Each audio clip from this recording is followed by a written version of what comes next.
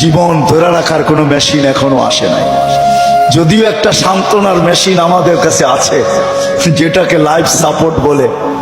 ওটার ভিতরে যে যায় সেও জানে যে আমি মনে হয় আর ফিরবো না, যদিও মেশিনটার নাম লাইফ সাপোর্ট।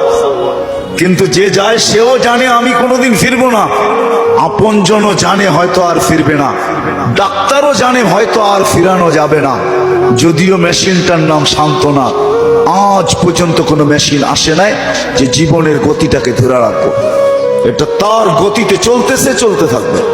আসেন, কতটুকু প্রস্তুত, কতটুকু প্রস্তুতি নিতেছি নিজের বিবেককে নিয়ে প্রশ্ন করা উচিত, ভাবা উচিত।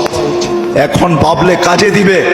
এই জন্যই তো আল্লাহ রাসূল চিৎকার দিয়া বলতেছে, লা তাফাক্কুরু সাআ খায়রুম মিন ইবাদাতি 60 ও 70 সানা। তোমার ভাবনা যদি ভাবনা হয় তো 60-70 বছরের ইবাদত মিলার সুযোগ আছে তোমার জন্য।